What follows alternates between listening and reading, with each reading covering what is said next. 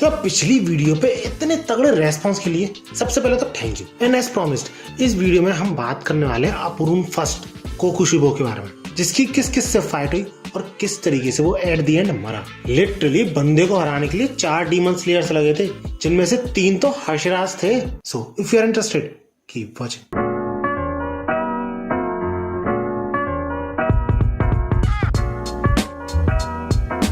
तो यार कोकुशिबो का सबसे पहले सामना करना पड़ता है टोगीटो को, और जिसको देख के टोगीटो की लिटरली हवा टाइट हो जाती है। सही में तुमने पूरी मांगा में या फिर एनीमे में ऐसा एक्सप्रेशन इसके मुंह पे देखा नहीं होगा।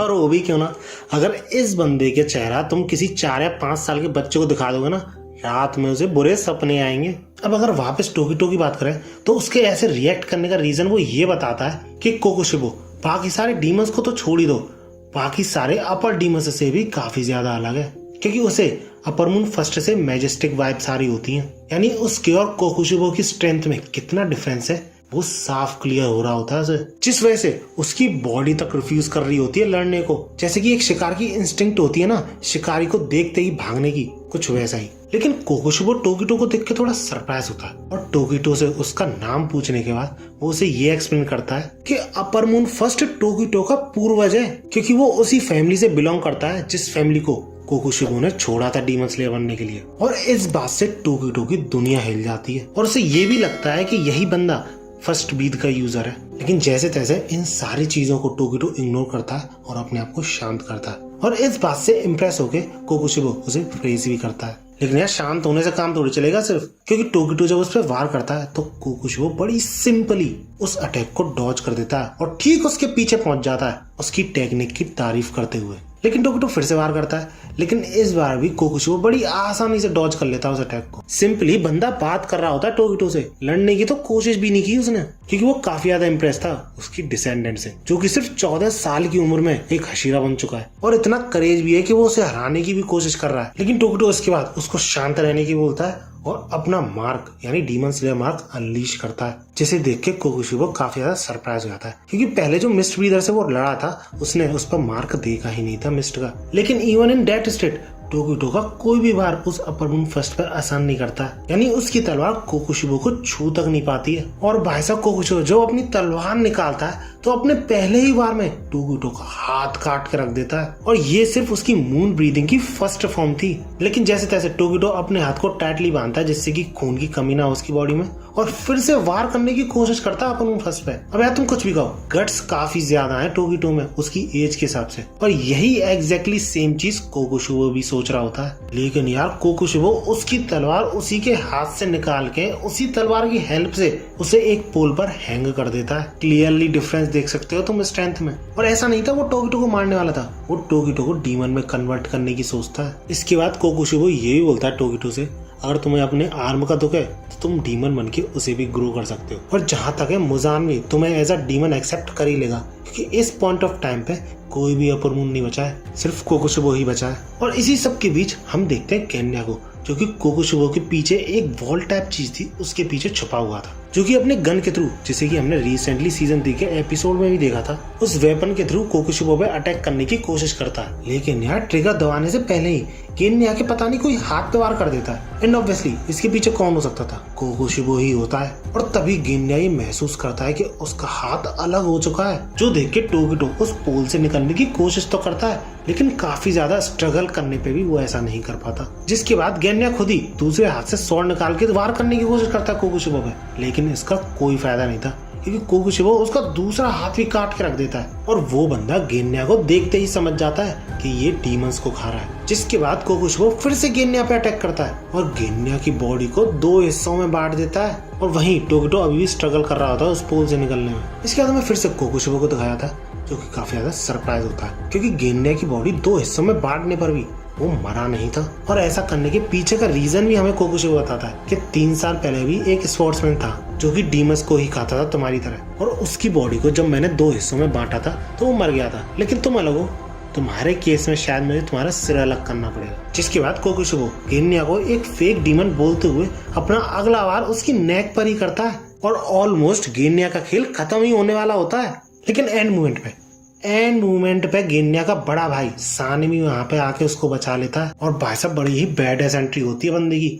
आई एम श्योर एनीमे में देखने में मजा ही आ जाएगा। और इसके बाद हमें काफी ही बड़ी चीज रिवील होती है। अगर तुमने डीमन स्लेयर सीरीज की पिछली वीडियोस देखी है तो तुमने इस वीडियो में तो ये देखा ही होगा कि सानमी अपने भाई से यानी गेन्या से कितनी नफरत करता है। वो ये सब इसलिए कर रहा था कि वो डीमन स्लेयर ज्वाइन ना करे और डीमंस से दूर रहे और एक नॉर्मल लाइफ जिए अपने बीवी बच्चों के साथ। और ऐसा ही कुछ गेन्या से तांजीरो ने भी कहा था कि वो भले ही उससे लड़ा भी था और हमने ये भी देखा था कि सानमी कितनी नफरत करता है गेन्या से, लेकिन उसने जरा सी भी हेटेड स्मेल नहीं की थी सानमी से उसके लिए, क्योंकि वो हमेशा से प्यार करता था अपने छोटे भाई गेन्या से। और ये सारी चीज सुन के गेन्या की आंखों से आंसू आ जाते हैं। इसके बाद सानमी बड़े ही फ्रस्ट्रेटेड मूड में कोकुशिबो पे अटैक कर देता है क्योंकि उसने उसके छोटे भाई की ऐसी हालत कर दी। अगर तुम बड़े भाई हो तो तुम समझ ही सकते होगे, अगर तुम्हारे छोटे भाई को कोई मारेगा तो तुम्हारा रिएक्शन भी ऐसा ही कुछ होगा ना। और जब कोकुशिबो सानमी पे अपना पहला अटैक करता है तो सानमी उससे आसानी से बच लेता है। तुम इसी बात से टोगिटो और सानमी की स्ट्रेंथ में डिफरेंस फील कर सकते हो। इसके बाद जब सानमी अटैक करता है तो उससे कोकुशिबो भी बच लेता है। एंड फाइनली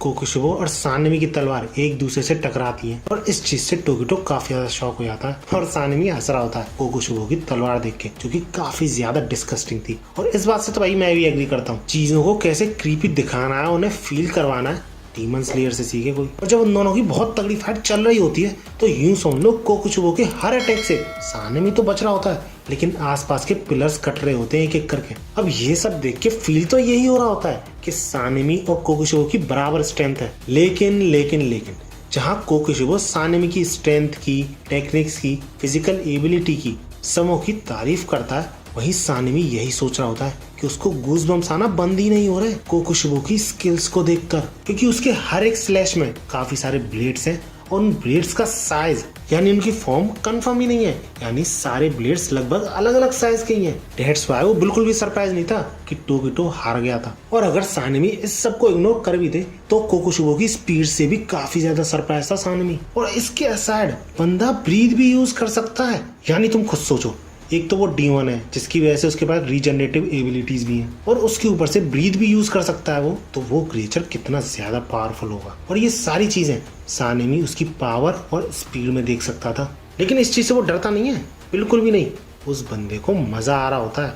इसके बाद हम ये देखते हैं कि सानमी काफी सारे अटैक्स करता है इसके बाद भी, लेकिन एक स्क्रैच तक नहीं लगा पाता कोकुशिबो पे, क्योंकि सानमी के हर वार का कोकुशिबो के पास तोड़ था। जिसके बाद कोई और रास्ता ना दिखने पर सानमी एक स्नीक अटैक करने की भी कोशिश करता है अपने पैर के थ्रू, लेकिन उस चीज से भी कोकुशिबो बच जाता है। और सही में ये बैटल इतनी तगड़ी है कि इसके मांगा पैनल्स देखने में भी गूज़बम्स आ रहे थे मुझे। लेकिन भैया कोकुशिबो अलग ही मूड में, जहाँ सानमी स्ट्रगल कर रहा था कोकुशिबो के साथ कीप अप करने में, वहीं अपना upper moon first nostalgic feel कर रहा था उससे लड़ने में, क्योंकि वो जितनी ज्यादा अपनी स्पीड और स्ट्रेंथ बढ़ाता था उतना ही सानमी भी उसके साथ कीप अप कर रहा था। लेकिन ये 100% ट्रू नहीं था, क्योंकि सानमी अपनी नाक से खून दे जाता है और इस बात से टोगिटो काफी ज्यादा डर जाता है। और सानमी भी इसी सोच में होता है कि वो एक भी बार अपनी पलक तक नहीं झपका सकता, क्योंकि जो उसकी स्वॉर्ड की स्विंग है वो हल्की सी टेढ़ी होने की वजह से वो मरते मरते बचाया भी। बट फाइनली कोकुशिबो अपनी मून ब्रीदिंग की 6th फॉर्म से सानमी को काफी हैवी डैमेज पहुंचा देता है। और सिर्फ सानमी नहीं,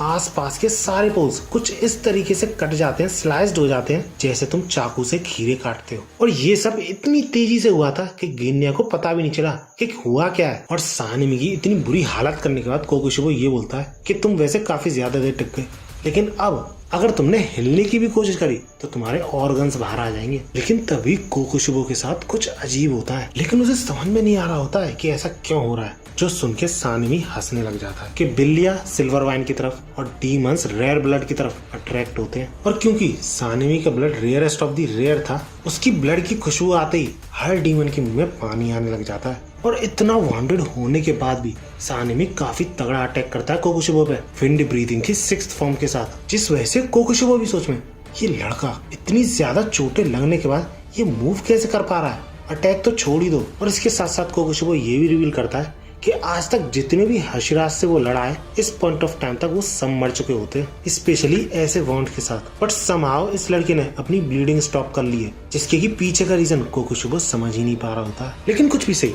एक इंसान ऐसे करने की कैपेबिलिटी तो रख ही नहीं सकता। लेकिन सानमी को ऐसा करते हुए देख के उसे इंटरेस्ट आने लग जाता है इस फाइट में। लेकिन यार सही में यार कोकुशिबो अभी भी खेल रहा होता है, क्योंकि एक हशीरा के बस की बात तो थी ही नहीं कोकुशिबा को हराना। वो सानिमी के एक अटैक करने के दौरान उसकी तलवार को अपने पैर से नीचे जमीन में दबा देता है और अपनी तलवार से उसके गले पर अटैक करता है। लेकिन सानिमी गेन्या की बंदूक की हेल्प से उस अटैक से बचता है और साथ ही साथ कोकुशिबा पे अटैक भी करता है। लेकिन यार ये सब करने के बावजूद कोकुशिबा पे एक स्क्रैच तक नहीं आता, जिस वजह से सानिमी पूरी होपलेस सिचुएशन में कि करा क्या जाए। जिसके बाद कोकुशिबा अपनी मून ब्रीदिंग की थर्ड फॉर्म के साथ सानिमी को दूर ढकेल देता है और इसी मौके पे एंट्री होती है उस हशीरा की जिसके की एनीमे फाइट देखने के लिए मैं सबसे ज्यादा एक्साइटेड हूँ। मैं बात कर रहा हूँ स्टोन पिलर ग्यूमी की। और वो आते ही सानिमी से सिर्फ एक ही चीज बोलता है सबसे पहले कि जो उसका स्टोमक बाउंड है उसे स्टिच अप कर ले, क्योंकि वो अपर वुंड फर्स्ट को थोड़ी देर के लिए संभालने वाला है अकेला ही। और यार तुम ग्यूमी की स्ट्रेंथ का इसी बात से अंदाजा लगा सकते हो कि सानिमी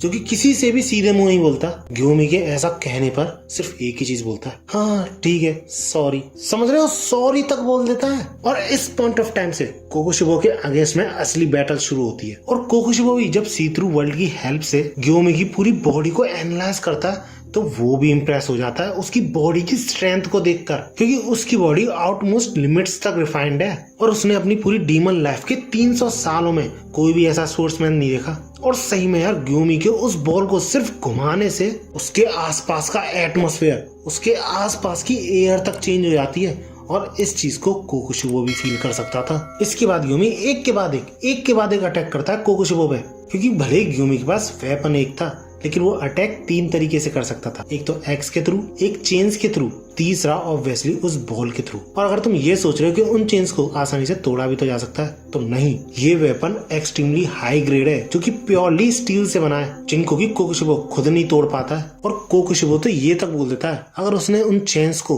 काटने की कोशिश भी करी तो उल्टा उसकी तलवार बर्न होना शुरू हो जाएगी, क्योंकि उसकी तलवार उसकी फ्लैश से बनी है और जो उसका वेपन था, ग्यूमी का वेपन था, उसने काफी ज्यादा सनलाइट को एब्जॉर्ब करा हुआ है। और इसी दौरान कोकुशिबा जो ओपनिंग देख के ग्यूमी पर अटैक करने की कोशिश करता है तो ग्यूमी आसानी से डॉज कर लेता है उस अटैक को। और इसी के रिएक्शन में जब ग्यूमी काउंटर अटैक करता है तो फाइनली कोकुशिबा को कोई अटैक छूता तो है कम से कम। और ग्यूमी अपने वेपन को चलाने में इतना मास्टर था कि कोकुशिबा भी थोड़ा सरप्राइज होता है। बंदे को यकीन नहीं हो रहा होता है कि ऐसा वेपन भी इतने कंट्रोल के साथ चलाया जा सकता है। इसके बाद गेस व्हाट, ग्यूमी अपने चेन्स के थ्रू कोकुशिबा की तलवार को जकड़ लेता है, जिससे कि कोकुशिबा की तलवार 2 हिस्सों में बट जाती है, क्योंकि कोकुशिबा की जो तलवार थी वो भी उसके फ्लैश से ही बनी थी, जो कि तुम इस पैनल में देख भी सकते हो। जिसके बाद दोनों ही अपनी ब्रीदिंग के थ्रू एक दूसरे पे अटैक करते हैं। जिसके बाद हमें ये दिखाया जाता है कि सरप्राइजिंगली कोकुशिबा की जो तलवार थी वो रीजनरेट हो गई थी, यानी वो खुद के पार्ट्स तो रीजनरेट कर ही सकता है, साथ ही साथ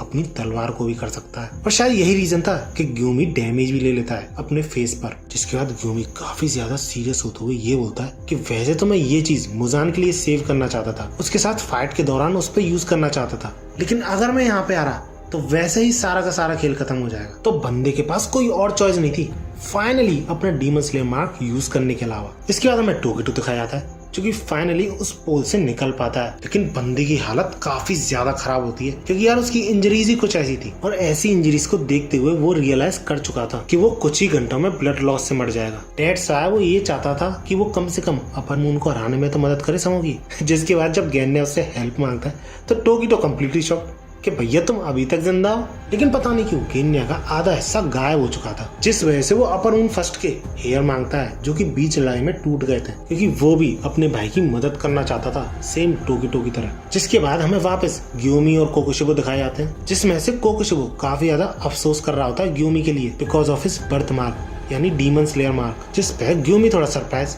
कि अफसोस। इसके रिप्लाई में कोकुशिबा एक्सप्लेन करते हुए ये बोलता है कि ये साफ पता चलता है कि तुम अराउंड 27 एज की हो, जिस पे ग्यूमी भी लाइक तो क्या हो गया। जिसके रिप्लाई में कोकुशिबा ये बोलता है कि बिना कोई एक्सेप्शन के जिनके भी बर्थ मार्क्स अपीयर होते हैं वो 25 साल की उम्र तक मर ही जाते हैं, और तुमने तो अपनी 25 साल की उम्र काफी पहले पास कर ली है, जिसका मतलब तुम इस रात भी मर सकते हो। और इसी के कंटिन्यूएशन में कोकुशिबा यही बोलता है कि तुमने इतना ज्यादा मास्टर करा अपनी बॉडी को, अपनी टेक्निक्स को, और तुम्हें सोच के दुख नहीं होता कि एक दिन ये सब तुम्हारे साथ ही चला जाएगा। इसके रिप्लाई में ग्यूमी साफ इनकार कर देता है बिना कोई झिझक के, क्योंकि वो जो 25 साल वाली बात है वो बहुत पुरानी बात है, 100% ट्रू नहीं है। और ऊपर से अगर ये सच भी होता मैं बिना डीमन स्लेयर मार्क के ज्यादा आगे तक ज्यादा बड़े डीमंस को मार ही नहीं पाता, तो आने वाला कल देखने की कोई श्योरिटी भी नहीं थी। और ऐसे में अपनी लाइफ सोर्स बचा के मैं करूंगा क्या? और ऐसी फिजूल की बातें सुन के ग्यूमी को काफी ज्यादा गुस्सा आता है, क्योंकि ह्यूमन की तरह पैदा होना, ह्यूमन की तरह जीना और ह्यूमन की तरह ही मरना, ये एक प्राइड वाली बात है। और ऐसी बातें कह के तुम अपने आप को फ्लॉलेस प्रूफ करने की कोशिश कर रहे हो। और इसके बाद जो ग्यूमी बोलता है ना,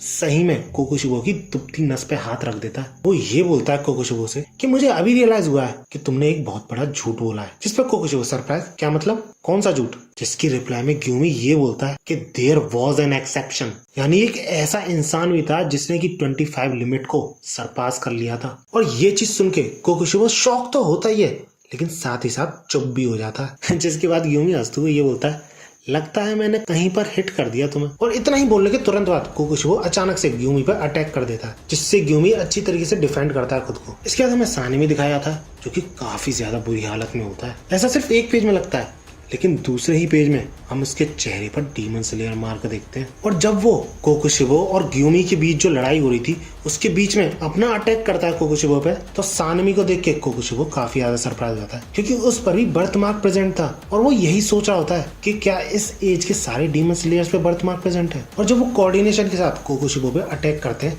तो बंदा कुछ भी नहीं कर पा रहा होता है और उसे पीछे हटना ही पड़ता है। इसके बाद हम देखते हैं गेंडा को, जिसने की अभी अभी कोकोशिबो के बाल खाए होते हैं। उसके बाल में ही पता नहीं कितनी शक्ति थी, या फिर वो ज्यादा ही प्योर था। उसकी बॉडी तुरंत ही रीजनरेट करने लगती है बहुत ही तेज स्पीड से। और वो यही सोच रहा होता है कि जो तलवार का पार्ट उसका टूटा हुआ गिरा पड़ा है, उसको अगर मैं खा लूं। और इतना कहने के बाद ही उसे अजीब आवाज आने लगती है, जो कि हल्की फुल्की वो पहले भी सुन चुका है। और वो आवाज ये बोल रही होती है कि अभी मत आने देना कोकोशिबो उन प्लेयर्स को यहाँ पर। जिससे गेंडा तुरंत ही समझ जाता है कि ये मुजान की आवाज है। और वो यही सोच रहा होता है कि उसकी बॉडी के साथ आखिर हो क्या रहा है। इसके बाद हमें कोकोशिबो, ग्यूमी और सानमी की लड़ाई दिखाई जाती है, जो कि ऑलमोस्ट पीक पर होती है। और इस फाइट के दौरान कोकोशिबो सानमी और ग्यूमी की तारीफ करते करते नहीं थक रहा था, क्योंकि यार ग्यूमी ब्लाइंड था, फिर भी इतना प्रिसाइज अटैक कर सकता था। और सानमी इतना फेटली वाउंडेड था कि मार्क हो या ना हो, किसी और बंदे का ऐसी सिचुएशन में मूव करने का सवाल ही नहीं उठता। और अगर ये सब कम था, तो उस फाइट के दौरान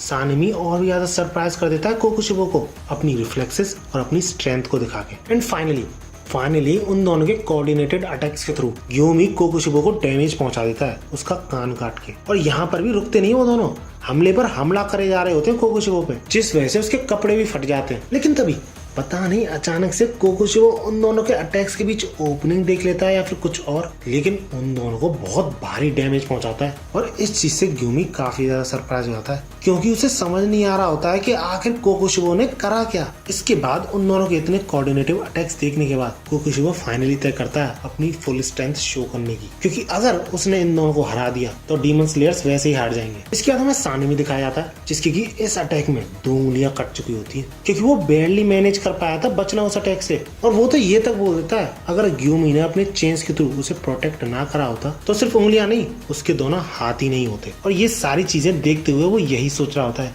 कि क्या वो ऐसा अगला अटैक अवॉइड भी कर पाएगा, डॉज भी कर पाएगा। और सही में यार कोकोशिबो इसके बाद इतने तगड़े अटैक करता है कि उन अटैक से बचना तक भारी पड़ जाता है ग्यूमी और सानमी के लिए। अटैक करना तो दूर की बात है। और जैसे जैसे कोकोशिबो नंबर ऑफ अटैक्स बढ़ाता जाता है, वैसे वैसे सानमी की और भी ज्यादा बुरी हालत होती जा रही होती है। और एक पॉइंट ऑफ टाइम पे तो ऐसा ही लग रहा होता है कि सानमी तो गया, लेकिन तभी एंड मूवमेंट पे टोकिटो वहां पे आके बचा लेता है उसे, ये बोलते हुए कि तुम्हारे पास 2 हाथ हैं, तो मैं तुम्हें मरने ही नहीं दे सकता, क्योंकि तुम्हें इन्हीं हाथों से और भी ज्यादा शॉट चलानी है। और ये सारी चीजें होते हुए गेन्या देख रहा होता है चुपकर, और यही सोच में होता है कि क्या वो कुछ हेल्प कर भी सकता है, क्योंकि ऐसा भी पॉसिबल है कि पहले की तरह उसके कई सारे हिस्से कर दे कोकोशिबो। अब वो दोस्तों की मदद तो करना चाहता था, लेकिन बंदे के पैर कांप रहे होते हैं ऐसा करने में। लेकिन इसी दौरान उसे तांजीरो का ख्याल आता है, जो कि ये बोलता है कि वीकेस्ट जो होते हैं उनमें सबसे ज्यादा पोटेंशियल होता है, क्योंकि जो खतरनाक अपोनेंट्स हैं वो वीकेस्ट पे कभी ध्यान ही नहीं देते, तो इसलिए सबसे ज्यादा चांसेस वीकेस्ट के पास ही होते हैं फाइट की काया पलट करने में। और तांजीरो को यही बात याद करके गेन्या को हिम्मत आती है और वो कोकोशिबो की उस ब्लेड को निगल जाता है। इसके बाद हमें वापस फिर से फाइट दिखाई जाती है, जहाँ पर कि ग्यूमी और सानमी barely मैनेज कर पा रहे होते हैं सर्वाइव करना। और कोकुशिबो के अटैक्स को देख के ग्यूमी यही सोच रहा होता है कि आखिर इस बंदे के पास कितनी फॉर्म्स हैं, इसके अटैक्स खत्म ही नहीं हो रहे, और ऊपर से इसकी स्पीड जिसपे कि यकीन करना मुश्किल है। और पता नहीं कैसे ये मेरे मूवमेंट्स इस हद तक रीड कर रहा है कि जैसे ही मैं अपना अटैक करने वाला होता हूँ, उस अटैक को करने से पहले ये मेरा अटैक शट डाउन कर देता है। जिस वजह से ग्यूमी काफी ज्यादा सोच में चला जाता है कि आखिर ये डीमन देख क्या सकता है। और जब ग्यूमी ढंग से फोकस करता है तो वो भी सी थ्रू वर्ल्ड को फील कर पाता है, यानी कोकुशिबो की एक एक पल्स को फील कर सकता था वो, जिससे वो कोकुशिबो की परफेक्ट इमेज बना सकता था। और एक अंधे डीमन स्लेयर के लिए काफी बड़ी बात है, कितना बड़ा इम्पैक्ट पड़ सकता है लड़ाई में, तुम सोच सकते हो। अब इसी के दौरान टोकिटो यही सोच रहा होता है कि इसकी अटैकिंग रेंज के अंदर कैसे जाऊं। बस एक सिंगल मूवमेंट के लिए भी अगर वो कोकुशिबो को रोक पाया तो उसे पूरा विश्वास है कि सानिमी और ग्योमी उसका सर धड़ से अलग कर ही देंगे। जिस वजह से टोकिटो बिना कुछ सोचे समझे कोकुशिबो की तरफ दौड़ना शुरू कर देता तेजी से, जिस वजह से सानिमी और ग्योमी भी बढ़ना शुरू कर देते हैं उसकी तरफ। लेकिन क्योंकि वो तीनों 3 डायरेक्शन से आ रहे थे तो कोकुशिबो सिर्फ 2 को ही रोक सकता था, तो ऑब्वियसली वो सानिमी और ग्योमी को ही रोकता है। और इसी मूवमेंट का फायदा उठा के वो तीनों एक साथ अटैक करते हैं कोकुशिबो पे, जिस प्रोसेस में टोकिटो का पैर भी कट जाता है। जिस पे कोकुशिबो यही सोच रहा होता है कि क्या ये बंदा भी वही चीजें देख सकता है जो मैं भी देख रहा हूँ, यानी सी थ्रू वर्ल्ड। और क्योंकि ग्योमी का अटैक भी कोकुशिबो तक पहुंच गया था तो उससे भी वो समझ जाता है कि ग्योमी के साथ भी कुछ ऐसा ही है। और यहाँ तक तो ठीक भी था, लेकिन कोकुशिबो इस बात से शॉक हो जाता है कि उसको बेवकूफ बनाने के लिए ग्योमी ने अपने ब्लड फ्लो को भी मैनिपुलेट कर लिया था, जिससे कि कोकुशिबो को कोई और अटैक लगे और वो कोई और तरीके का अटैक कर पाए। लेकिन भैया इस पर भी कोकुशिबो अपने ही एटीट्यूड में कि सरप्राइजेस पे सरप्राइजेस, लेकिन तुम अभी तक मेरे गले तक नहीं पहुंच पाए, और अपने अगले खतरनाक अटैक की तैयारी कर ही रहा होता है। लेकिन तभी हम कोकुशिबो की पीठ पीछे देखते हैं गेन्या को, जो कि कम्प्लीटली ट्रांसफॉर्म हो चुका होता है कोकुशिबो की तलवार निगलने के बाद। और इस बंदूक से निकली गोली कोई आम गोली नहीं थी। इन बुलेट्स को कोकुशिबो ने डिफ्लेक्ट करने की भी कोशिश करी अपनी स्वॉर्ड के थ्रू, लेकिन भाई साहब इन बुलेट्स ने अपनी ट्रेजेक्ट्री चेंज कर ली और कोकुशिबो के बॉडी में घुस गई, जिस चीज से कोकुशिबो काफी ज्यादा शॉक हो जाता है। और यही काफी नहीं था तो वो बुलेट्स एक तरीके से ट्री की फॉर्म ले लेती हैं, जिस वजह से कोकुशिबो को हिलने तक का मौका नहीं मिलता, जिससे कोकुशिबो को साफ क्लियर हो जाता है कि ये एक ब्लड डीमन आर्ट है। यानी समझे तुम कुछ कि नया डीमन बन चुका है इस पॉइंट ऑफ टाइम तक। और इतने सालों बाद यानी 400 ईयर्स बाद कोकुशिबो को पहली बार अपनी जान का खतरा महसूस होता है। इससे पहले कोकुशिबो ने ऐसा फील तब किया था जब उसने अपने छोटे भाई यूरोची को फेस किया था, और उस पॉइंट ऑफ टाइम पे यूरोची की उम्र 80 साल थी लगभग। पर भाई साहब ऐसी एज में भी यूरोची अपना स्टैंस लेता है, और सिर्फ ऐसी पोजीशन लेने से कोकुशिबो की फटके हाथ में आ जाती है अपर मून फर्स्ट की। और जब यूरोची अपना अटैक अनलीश करता है तो उसका कोकुशिबो के पास कोई तोड़ नहीं था, और यूरिची चाहता तो अपने भाई को वहीं के वहीं मार सकता था, लेकिन वो ऐसा करता नहीं है। और कोकुशिबो जब गुस्से में यूरिची पे वापस अटैक करने की कोशिश करता है तो यूरिची ओल्ड एज से मर चुका होता है। इसका तुम्हें क्या लगता है, कोकुशिबो मर जाता है? नहीं, वो अपने पास्ट को याद करके और इस सिचुएशन को देखकर काफी ज्यादा गुस्सा होता है, और गुस्से में अपने अंदर से काफी सारे ब्लेड्स निकाल लेता है, और उन ब्लेड्स से काफी सारे स्लैशेस भी निकलते हैं, जिससे कि उसके आसपास के सारे डीमन स्लेयर्स को काफी ज्यादा डैमेज पहुंचता है। डैमेज की क्या बोलूं, गेन्या तो मरने की हालत पे होता है, सेम हाल टोकिटो का होता है, लेकिन ग्यूमी और सानिमी ने जैसे तैसे हैंडल करे होते हैं वो अटैक्स। और ये सारी सिचुएशन देख के टोकिटो काफी ज्यादा टेंशन में चला जाता है। अभी तो उन्हें मुजान से भी टक्कर लेनी है, जिसके के लिए सानिमी और ग्यूमी की जरूरत बहुत ज्यादा पड़ेगी, तो इसी रीजन की वजह से वो उन्हें मरने नहीं दे सकता। लेकिन वो करे भी क्या।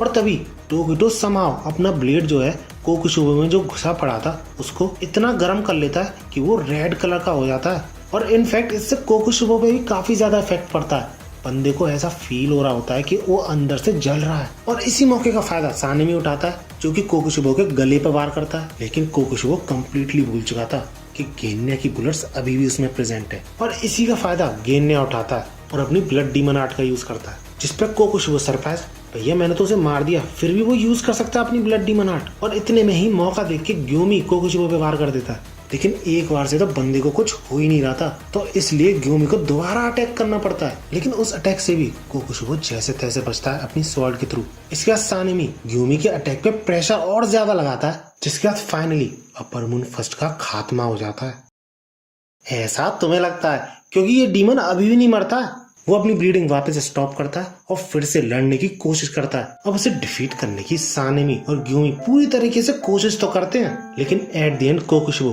फिर से अपना सिर रीजनरेट कर लेता है और भैया किसी और ही तरीके का क्रिएचर बन जाता है, जिसके बाद वो काफी ज्यादा फक्र करता है अपनी स्ट्रेंथ पे कि अब उसे सिर्फ सन से प्रॉब्लम होगी और कुछ भी उसे नहीं रोक सकता। लेकिन इसी के दौरान जब वो सानेमी की तलवार पे अपनी छवि देखता है तो खुद शॉक हो जाता है कि मैं क्या बनता जा रहा हूँ और अपने आप से क्वेश्चन करने लग जाता है, क्या ये सच में एक समुराई का फेस है जो कि वो हमेशा से बनना चाहता था। और जब वो ये सोच रहा था तो उसके कमर के पास का पार्ट अपने आप ही डिसइंटीग्रेट होने लग जाता है, जिसका की रीजन था टोकीटो ने जो हमला किया था ना, उसका इफेक्ट अभी भी था उसकी बॉडी पे। और इसी मौके का फायदा उठा के स्टोन अशीरा अपनी चेन बॉल के थ्रू एक बहुत तगड़ा ब्लो देता है, उसकी बॉडी के चीथड़े उड़ा देता है और इस तरह फाइनली अपर मून 1 का एंड हो जाता है। दैट्स इट, आज की वीडियो में इतना ही। अगर वीडियो अच्छी लगी हो तो लाइक जरूर करना और ऐसी ही वीडियोस के लिए मेरे चैनल को सब्सक्राइब जरूर कर लेना। इस वीडियो का टारगेट रखते हैं 800 लाइक्स, क्योंकि अगली वीडियो प्रोबेबली इस सीरीज की लास्ट वीडियो होगी जिसमें कि finally Muzan the Michael Jackson मरेगा। और वैसे तो कोकुशिबो और यूरिची जो दोनों भाई थे, उन दोनों की बैक स्टोरी भी मैं इस वीडियो में कवर करने वाला था, लेकिन वीडियो काफी ज्यादा लंबी हो जाती है। अगर उस पर वीडियो चाहिए तो कमेंट्स में जरूर बता देना, जितने ज्यादा कमेंट्स होंगे उतनी ही जल्दी वो वीडियो आएगी। मिलते हैं अगली वीडियो में और भागो।